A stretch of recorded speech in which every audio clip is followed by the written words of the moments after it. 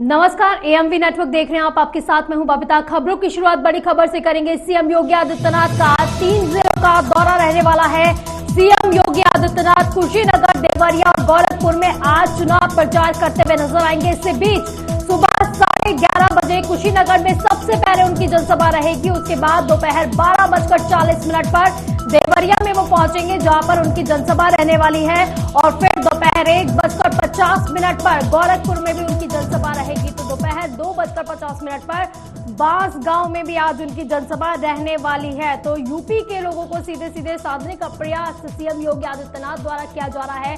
80 का जो आंकड़ा दिया गया है, जिसे अब लगातार छूने का प्रयास किया जा रहा है। तो सीएम योगी आदित्यनाथ लगातार ताबड़तोड़ दौरे कर रहे हैं और आज भी उनके 3 जिलों के दौरे हैं, जिसमें कुशीनगर, देवरिया और गोरखपुर शामिल है, जहां पर वो चुनाव प्रचार करते हुए नजर आएंगे। तो सबसे पहले सुबह 11:30 बजे कुशीनगर में उनकी जनसभा रहेगी। तो दोपहर 12:40 पर देवरिया वो पहुंचेंगे, जहां पर जनसभा को संबोधित करते हुए वो नजर आएंगे।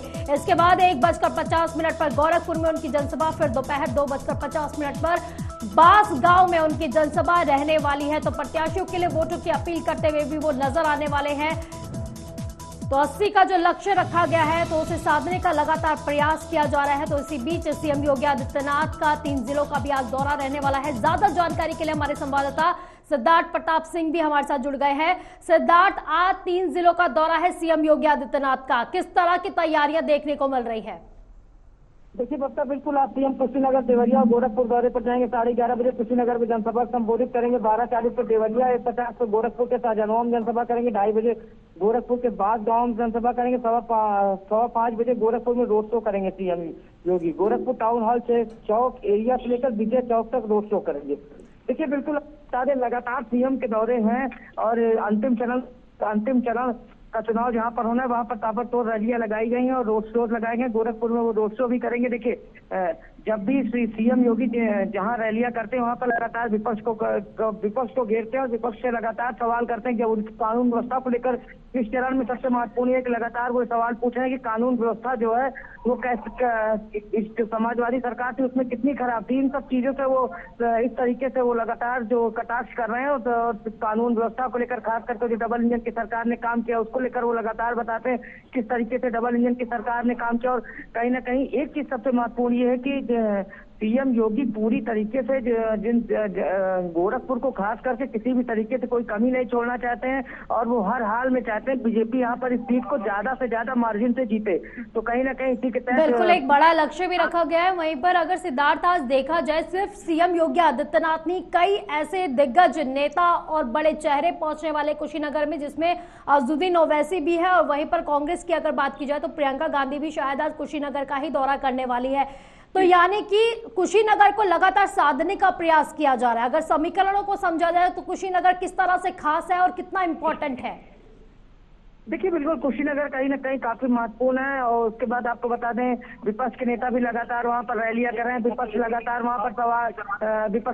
वहां पर रैलियां कर रहा है। प्रियंका गांधी को याद रहेंगे। और एक चीज सबसे महत्वपूर्ण है, कुशीनगर से स्वामी प्रसाद मौर्य चुनाव लड़ रहे हैं। तो कहीं ना कहीं वो भी सबसे बड़ा जो सबसे ज्यादा नुकसान कर रहे हैं, वो कहीं ना कहीं समाजवादी पार्टी और इंडिया गठबंधन के प्रत्याशी का नुकसान कर रहे हैं। देखिए, जो सेम वोटर जो है, जो कोर वोटर है, वही कहीं ना कहीं केशव प्रसाद, वो कहीं ना कहीं स्वामी प्रसाद मौर्य भी उसी वोट को अपना बताते हैं। तो कहीं ना कहीं सबसे बड़ी मुश्किल यही है वहां पर इंडिया गठबंधन प्रत्याशी के सामने कि वो कहीं ना कहीं तो अपना कोर वोटर है उसको किस तरीके से बताए। जिस तरीके से आपने पहले भी देखा कि जिस रैली लगातार कर रहे थे, चंद्रशेखर रावण भी लगातार स्वामी प्रसाद मौर्य के पक्ष में रैली कर रहे हैं। तो कहीं ना कहीं ये कोशिश है कि जो एससी वोटर है उसको भी अपने पाले में लाया जाए और ओबीसी प्लस एसपी और जो गैर ओबीसी है उस पर भी कहीं ना कहीं स्वामी प्रसाद मौर्य की नजर। तो अब देखना यह है कि विपक्ष की जीत होती है या फिर एनडीए की या फिर स्वामी प्रसाद मौर्य की, ये तो आने वाला वक्त बताएगा। लेकिन सिद्धार्थ, यहाँ पर 2 सवाल आपके लिए, क्योंकि सबसे पहला सवाल, एक तो दिग्गज पहुंच रहे हैं, प्रशासन के लिए कितना ज्यादा आज जो है चुनौती भरा दिन रहने वाला है, क्योंकि कई दिग्गज आज पहुंचने वाले हैं। अजदुद्दीन ओवैसी भी पहुंचेंगे, जहां पर प्रियंका गांधी के आज कुशीनगर दौरे की भी खबर सामने आ रही है। तो कई दिग्गज नेता पहुंचने वाले हैं, अलग अलग पार्टीज के पहुंचने वाले हैं। इसी बीच सीएम योगी आदित्यनाथ 11:30 बजे पहुंच जाएंगे कुशीनगर। तो कितना ज्यादा एक तो प्रशासन के लिए आज चुनौती भरा दिन है, कितनी वो अलर्ट दिखाई दे रही है, क्या क्या तैयारियां उनकी तरफ से की गई है? और इसी बीच जो दूसरा सवाल हो जाता है, क्योंकि कुशीनगर की आज बात की जाए तो कौन सी पार्टी कितनी ज्यादा मजबूत खड़ी हुई नजर आ रही है और कितना ज्यादा किसके लिए चुनौती नजर आ रही है? अगर जमीनी तौर से देखा जाए तो जनता का मिजाज क्या कह रहा है? देखिए बिल्कुल आपको बता दें, सबसे पहले सुरक्षा को लेकर सुरक्षा के व्यापक इंतजाम किए। देखिए आसपास के जिले हैं, लगभग वहां पर चुनाव खत्म हो चुके हैं, तो कहीं ना कहीं अतिरिक्त फोर्स की भी व्यवस्था की गई है। अब रैलियों को लेकर पूरी तरीके सुरक्षा के व्यापक इंतजाम किए। जो लगातार एसपी स्तर के अधिकारी भी कई रैलियों में मौजूद रहेंगे, बड़े बड़े अधिकारी मौजूद रहेंगे, सीओ की ड्यूटी लगाई गई है, थानेदार से लेकर दरोगा तक और कांस्टेबल तक सुरक्षा के व्यापक इंतजाम किए हैं। और पूरी तरीके से मेटल डिटेक्टर से आपको गुजर कर ही रैली के अंदर आप जा सकते हैं। तो कहीं ना कहीं पूरी तरीके से सुरक्षा के व्यापक इंतजाम किए गए प्रशासन द्वारा। तो कहीं ना कहीं सुरक्षा को लेकर किसी भी तरीके से ढिलाई बरतने के मूड में नहीं है प्रशासन। और अभी तक 6 चरणों के चुनाव में पूरी तरीके से सुरक्षा के जो प्रबंध थे वो चाक चौबंद थे और पूरी तरीके से शांतिपूर्ण तरीके से मतदान हुआ और रैलियां भी हुई, कहीं भी किसी प्रकार की कोई अप्रिय घटना नहीं। तो प्रशासन इस चरण में भी पूरी तरीके से तैयार दिख रहा है। अब आपको सियासी समीकरण की बात करें, सियासी समीकरण कहीं ना कहीं देखिए हम लगातार एक चीज सबसे महत्वपूर्ण है कि सबको अपने कोर वोटर को बचाना चाहिए। बसपा वो भी अपने कोर वोटर को बचाने की कोशिश करेगी, क्योंकि पिछले चुनाव में देखा जाए तो बसपा का जो कोर वोटर था वो कहीं ना कहीं छिटक गया था और वो बीजेपी के पाले में चला गया था कुछ हद तक। तो कहीं ना कहीं से बसपा को नुकसान हुआ। अब समाजवादी पार्टी की ये कोशिश है कि उसका जो ओबीसी है, अदर ओबीसी, उसको अपने पाले में लाया जाए। बीजेपी की ये कोशिश है कि अदर ओबीसी को अपने पाले में लाया जाए। देखिए अदर ओबीसी अगर सबसे ज्यादा महत्वपूर्ण, अगर अदर ओबीसी साथ आता है तो सवर्ण प्लस अदर ओबीसी सीधा सीधा है। सवर्ण प्लस अदर ओबीसी अगर साथ आता है तो कहीं ना कहीं ये बीजेपी के लिए काफी अच्छा होगा और बीजेपी को इस सीट को जीतने में ज्यादा दिक्कत का सामना नहीं करना पड़ेगा। देखिए अभी तक 6 चरणों में कहीं ना कहीं थोड़ा बहुत वोटों में छिटकाव देखने को मिला।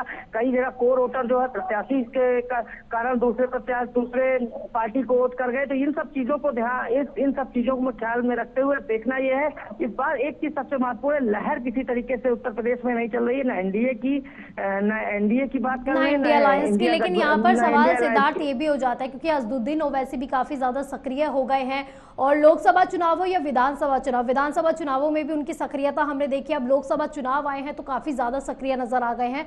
तो क्या कहा जाए, अगर बीजेपी के सामने कितनी बड़ी वो चुनौती रहने वाले हैं? क्योंकि अगर वोट बैंक की अगर बात की जाए, लगातार उनका वोट बैंक भी बढ़ता जा रहा है। और अगर सपा की बात की जाए तो मुसलमानों का एक भरोसा सपा के साथ है, लेकिन असदुद्दीन ओवैसी को वो ज्यादा भरोसेमंद मान रहे हैं सपा से। देखिए लगातार समाजवादी पार्टी एक चीज कहती है कि ये बीजेपी की बी टीम है और बीजेपी के लिए कहीं ना कहीं इनडायरेक्ट रूप में काम करते हैं। तो इस तरीके से लगातार समाजवादी पार्टी आरोप लगाती है। लेकिन कहीं ना कहीं एक चीज विधानसभा चुनाव के जो आंकड़े हैं, जो हमने ग्राउंड जीरो पर देखा है, कई सीटों पर जहां पर ओवैसी ने जाकर प्रचार कर दिया, ओवैसी ने, वहां पर कहीं ना कहीं समाजवादी पार्टी को खासा नुकसान हुआ। ऐसा एक उदाहरण है प्रतापगढ़ की रानीगंज सीट पर लगभग 12,000 से ज्यादा वोट कहीं ना कहीं कट गया था और 12,000 से ज्यादा समाजवादी पार्टी का प्रत्याशी न पाकर समाजवादी पार्टी के प्रत्याशी से कटकर ओवैसी की पार्टी को मिल गया। तो इस तरीके से नुकसान हुआ था। अगर ऐसा कुशीनगर में होता है तो बीजेपी के लिए काफी मजबूती होगी।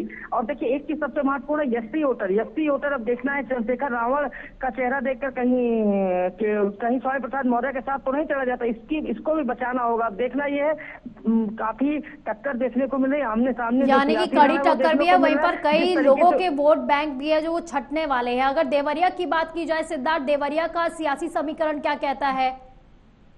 देखिए बिल्कुल देवरिया की बात करें तो देवरिया में कहीं ना कहीं ब्राह्मण खासा ब्राह्मण का दबदबा रहता है। ब्राह्मण बिरादरी से काफी कुछ ब्राह्मण बिरादरी के लोग यहाँ पर वोट ज्यादा प्रतिशत है इनका। तो कहीं ना कहीं ब्राह्मण प्लस ओबीसी प्लस एससी, यही समीकरण है जो इन वोटों को पाएगा, उसकी जीत निश्चित है। देखिए एक चीज सबसे देवरिया के लिए खास ये है कि देवरिया में कुछ मुद्दे हैं जो कहीं ना कहीं लगातार सरकार से जो आम लोग हैं, जब ग्राउंड जीरो पर गए तो लोग सवाल कर रहे थे। एक आवारा पशु को लेकर लगातार एक मुद्दा है, ये कहीं ना कहीं मुश्किल, महंगाई, बेरोजगारी। एक चीज है, युवाओं में एक ये देखा गया है, युवाओं के मन में एक कहीं ना कहीं संशय है पेपर लीक को लेकर। सरकार ने कार्रवाई की है लेकिन कहीं ना कहीं विपक्ष, देखिए अखिलेश यादव जहां भी जाते हैं देखिए हमेशा ये मुद्दा उठाते हैं। तो कहीं ना कहीं देवरिया में भी ये मुद्दा काफी कुछ है। अब देखना यह है कि लोग जिस तरीके से बात कर रहे हैं, जिस तरह से एनडीए बात करता है राष्ट्र निर्माण को लेकर, सीमा सुरक्षा को लेकर, अब देखना यह है जो देवरिया के लोग हैं वो किस चीज पर मतदान करते इतना साथ मिलता है। लेकिन यहाँ पर सिद्धार्थ एक बात और है कि जो युवा है, क्योंकि आपने युवाओं की बात की है, हालांकि पेपर लीक मामले को लेकर उनके बीच में असमंजस की स्थिति है, क्योंकि लगातार पेपर लीक मामले सामने आ रहे हैं। हालांकि एक्शन भी लिया जा रहा है, सीएम योगी आदित्यनाथ काफी इसमें गंभीर दिखाई दिए, लेकिन उसके बावजूद भी ये घटनाएं जो है लगातार सामने आ रही है। तो क्या कहा जाए, क्योंकि मैनिफेस्टो में जिस तरह से इंडिया अलायंस हो या फिर सपा हो, उन्होंने अपनी मैनिफेस्टो में युवाओं के लिए जो इस बात को ज्यादा से ज्यादा बड़ा चढ़ा के बताने की बात की है, क्या युवा उनकी तरफ रुख कर सकते हैं? देखिए बिल्कुल हो कुछ भी सकता है, बिल्कुल आप सही कह रहे हैं, युवाओं के मन में ये चीजें आ सकती है। लेकिन एक चीज है, सीएम योगी लगातार जब मंच पर जाते हैं तो ये कहते हैं कि सब विपक्ष की देन है, जब विपक्ष की सरकार थी तो लोग अपराधी इतने मनबड़ हो गए, हमने काफी रोक लगाई। तो इस तरीके से वो समझाते हैं लोगों को और ये बताते हैं कि आने वाली चीजों में काफी सुधार होगा। और देखिए एक चीज उत्तर प्रदेश के चुनाव में रही कानून व्यवस्था, और कानून व्यवस्था का पूरा फायदा बीजेपी को मिलेगा। ये तो इस तरीके से कानून, लेकिन सिद्धार्थ यहाँ पर कानून व्यवस्था के साथ में युवाओं का भविष्य भी काफी मायने रखता है। सिर्फ कानून व्यवस्था से कुछ नहीं होता है, युवाओं का भविष्य भी काफी मायने रखता है, जिससे उनकी रोजी रोटी चलती है। देखिए बता, बिल्कुल सरकार का कहना है कि हम कोशिश कर रहे हैं। देखना ये जनता किस तरीके से विपक्ष लगातार ये उठा रहा है मुद्दों को, कि कहीं ना कहीं की वही अब देखने वाली बात होगी कि बीजेपी जो जिस पक्ष की बात कर रही है उसमें बीजेपी को कितना पक्ष युवाओं की तरफ से मिलता है। फिलहाल के लिए बहुत बहुत शुक्रिया सिद्धार्थ आपका इन तमाम जानकारी के लिए। इसी बीच बड़ी खबर, सीएम योगी आदित्यनाथ आज रोड शो भी करने वाले हैं। सांसद रवि किशन के लिए मुख्यमंत्री रोड शो करते हुए नजर आएंगे। तो शाम 4 बजे से ये रोड शो शुरू होगा। तो बीजेपी के पक्ष में वो वोटों की अपील भी करने वाला है। तो 51 लोगों के शंखनाद से रोड शो ये शुरू होगा। तो आज रोड शो की शुरुआत 51 लोगों के शंखनाद से शुरू होने वाली है और शाम 4 बजे से रोड शो ये शुरू हो जाएगा। तो बीजेपी प्रत्याशी के पक्ष में वोटों की अपील करते हुए सीएम योगी आदित्यनाथ नजर आने वाले हैं। तो सीएम योगी आदित्यनाथ का आज रोड शो रहने वाला है, जहां पर वो सांसद रवि किशन के लिए आज रोड शो करते हुए नजर आएंगे। तो शाम 4 बजे से ये रोड शो शुरू होगा। तो बीजेपी प्रत्याशी के पक्ष में वोटों की अपील करेंगे। इसी बीच 51 लोगों के शंखनाद से रोड शो की आज शुरुआत होगी।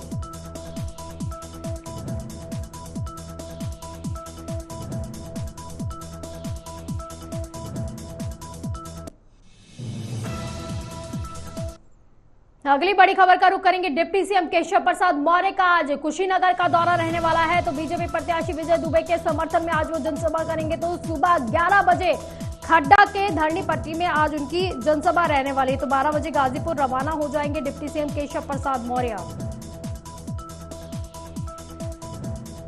तो कई बड़े दिग्गजों का आज कुशीनगर का दौरा है। तो सीएम योगी आदित्यनाथ एक तरफ कुशीनगर के दौरे पर रहेंगे, तो दूसरी तरफ डिप्टी सीएम केशव प्रसाद मौर्य का भी आज कुशीनगर का दौरा रहने वाला है। और इसी बीच एआईएमआईएम के चीफ अजदुद्दीन ओवैसी का भी आज कुशीनगर का ही दौरा रहने वाला है। यानी कि कुशीनगर को साधने का लगातार प्रयास शुरू कर दिया गया है। तो बीजेपी प्रत्याशी विजय दुबे के समर्थन में आज ये जनसभा रहेगी। तो सुबह 11 बजे खड्डा के धरनी पट्टी में आज ये जनसभा होगी। तो 12 बजे गाजीपुर के लिए रवाना हो जाएंगे डिप्टी सीएम केशव प्रसाद मौर्य। अगली बड़ी खबर, एआईएमआईएम चीफ अजदुद्दीन ओवैसी का भी आज कुशीनगर का दौरा रहने वाला है। तो जिस तरह से हम आपको बता रहे थे, तो आज अजदुद्दीन ओवैसी भी कुशीनगर में पहुंचने वाले हैं। तो चुनावी जनसभा को वो संबोधित करेंगे। पल्लवी पटेल दोपहर 1 बजे कुशीनगर में दोनों की एक संयुक्त जनसभा रहने वाली है। तो दोनों नेताओं का आगमन आज कुशीनगर में होगा। तो पड़रोना के खिरिया टोला में आज ये जनसभा आयोजित की गई है। तो आज लगातार कई दिग्गज, जिस तरह से आपको लगातार बताते जा रहे हैं कि आज कई दिग्गज कुशीनगर के दौरे पर रहने वाले हैं। सीएम योगी आदित्यनाथ रहेंगे, वहीं पर डिप्टी सीएम केशव प्रसाद मौर्य का भी आज कुशीनगर का दौरा है। इसी बीच जो कहा जा रहा है, अजदुद्दीन ओवैसी भी आज संयुक्त रैली करने वाले हैं। तो वहीं पर लगातार कुशीनगर के लोगों को साधने का प्रयास अब शुरू हो गया है, क्योंकि आखिरी फेज का चुनाव बच गया है। और इसी बीच आखिरी फेज ही निर्णायक भूमिका में है, यही तय करेगा किसकी जीत किसकी हार। वहीं पर उसके बाद 4 जून को रिजल्ट आने वाले हैं।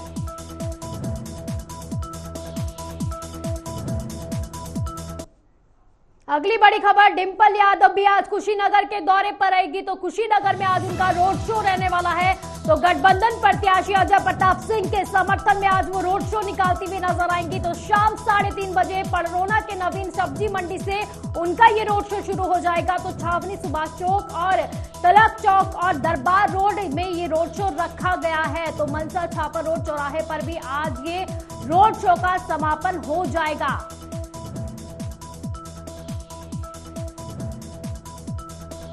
तो आज mega road show Dimple Yadav का, इसी बीच इंडी अलायंस के जो प्रत्याशी है उनके लिए वोटों की आज वो अपील करती हुई नजर आएंगी।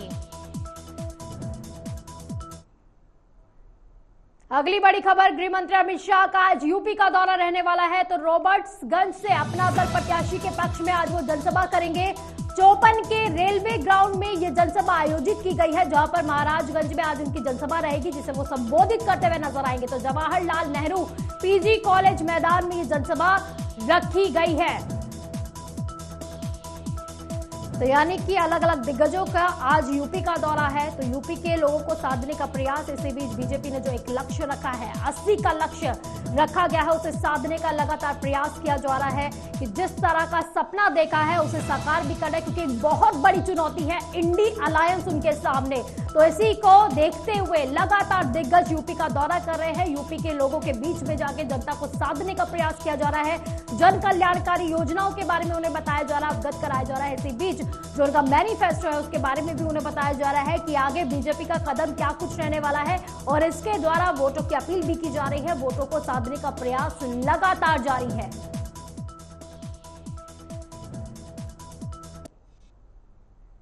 अगली बड़ी खबर, सपा अध्यक्ष अखिलेश यादव का सोनभद्र का दौरा रहेगा। तो सोनभद्र में 2 स्थानों पर आज अखिलेश यादव जनसभा करने वाले हैं। तो सपा प्रत्याशी छोटेलाल खरवार के पक्ष में जनसभा रहेगी। तो उपचुनाव में प्रत्याशी विजय सिंह गोड़ के पक्ष में भी आज उनकी सभा रहने वाली है।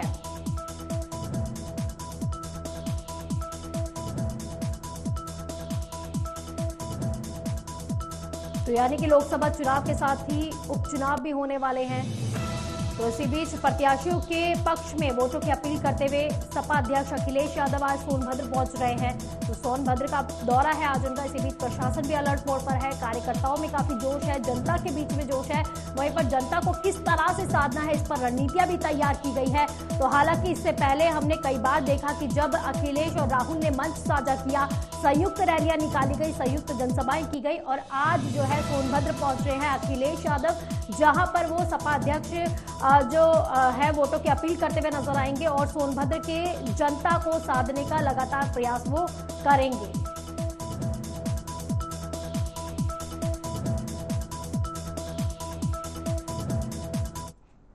इसी बीच यूपी के मैनपुरी से एक सनसनीखेज मामला सामने आया है। 13 साल बाद जेल से छूटकर आए पति ने पत्नी की ईंट से कुचलकर उसकी हत्या कर दी। आपको बता दें कि आरोपी अपनी विवाहित बेटी को मारने के लिए दौड़ा, तो बेटी की जान बचाने के लिए तो बेटी जान बचाकर बाहर भागी और उसने आरोपी को मकान के अंदर बंद कर दिया। सूचना पर पहुंची पुलिस ने आरोपी को हिरासत में लेकर जांच पड़ताल अब शुरू कर दी है और शव को कब्जे में लेकर पोस्टमार्टम के लिए भेज दिया गया है। थाना क्षेत्र कुरावली के मोहल्ला पठानान का ये पूरा मामला बताया जा रहा है।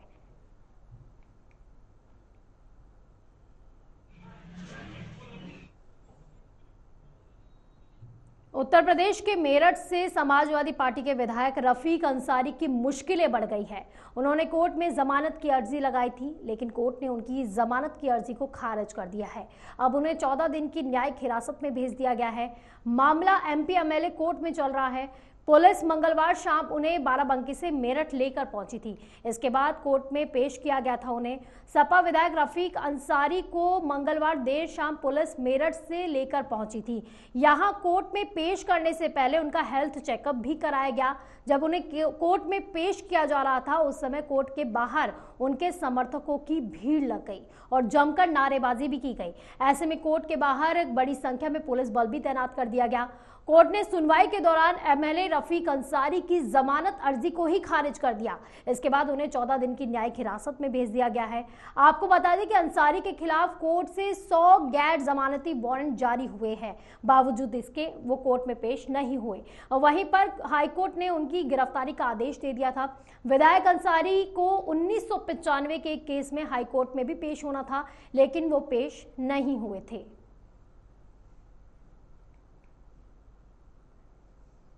वहीं बलिया में समाजवादी पार्टी को बड़ा झटका लगा है। पार्टी के कद्दावर नेता और पूर्व मंत्री नारद राय ने समाजवादी पार्टी छोड़ने का ऐलान कर दिया है। साथ ही मंच से जय श्री राम के उन्होंने नारे भी लगाए। वो बीजेपी में शामिल हो सकते हैं, ऐसी सूत्रों के हवाले से खबर आ रही है। तो उन्होंने सुबह सपा प्रमुख ओम प्रकाश राजभर के साथ केंद्रीय गृह मंत्री अमित शाह से भी मुलाकात की थी। बलिया से सपा का टिकट कटने से वो काफी ज्यादा नाराज हो गए थे। सपा छोड़ने पर पूर्व मंत्री नारद राय ने कहा कि कल अखिलेश यादव के मंच पर मुझे अपमानित किया गया था।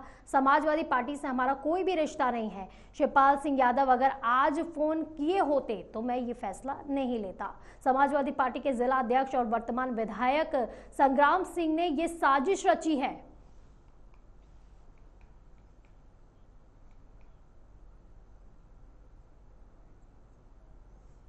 सहारनपुर के कैलाशपुर में गुरु और शिष्य के रिश्ते को शर्मसार कर देने वाली खबर सामने आई है। आपको बता दें कि एक मदरसा शिक्षक ने एक नाबालिग छात्रा के साथ अश्लील हरकतें की हैं, जिस कारण मजबूरन नाबालिग छात्रा को स्कूल छोड़ने के लिए परीक्षा में ही फेल होना पड़ा।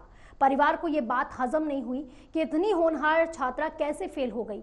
परिजन छात्रा को धमकाने लगे और फेल क्यों हुई है ऐसा उन्होंने कारण पूछा।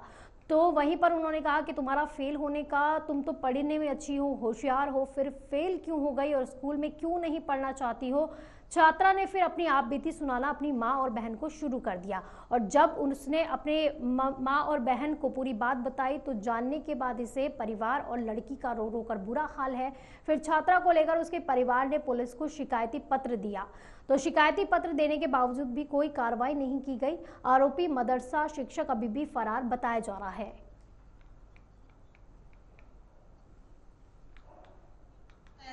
क्या करते हैं और वहाँ पे जो मदरसे की प्रिंसिपल हैं काली सईद, वो लड़कियों को छेड़ते हैं और गलत गलत जगह टच करते हैं। मैंने अपने घर उन्होंने मुझे भी गलत जगह टच किया। मैंने अपने घर वालों को बताया नहीं। उन्होंने 3 महीने के बाद अब बताया, तो अब उन्होंने फिर ऑप्शन उठाया इस पर, तो इसलिए अब वो कह रहे हैं कार्रवाई। पुलिस की हमने कंप्लेंट भी करवाई थी, लेकिन उन्होंने कार्रवाई की तरह नहीं करी। ठीक, उन्होंने हमें झूठा ठहरा दिया और मुझे जी। कल एक छात्रा हैं जो कक्षा 7 या 8 में पढ़ती हैं, उनके द्वारा ये आरोप लगाया गया था कि जिस मदरसे में वो पढ़ती हैं कैलाशपुर में, उनके प्रिंसिपल के द्वारा कोई छेड़खानी की गई थी उनके साथ, और वहाँ पे जो आया काम करती हैं उन्होंने भी उनको डराया धमकाया। तो पूरे प्रकरण में अभी अभियोग पंजीकृत किया जा रहा है और उसके बाद जो भी साक्ष्य संकलन होगा और जो तथ्य प्रकाश में आएंगे उनके अनुरूप कार्रवाई की जाएगी। जी, जैसे मैंने आपको बताया, इसमें कल शाम को ही प्रकरण संज्ञान। बुलेटिन में फिलहाल के लिए बस इतना ही। आप देखते रहिए AMV नेटवर्क।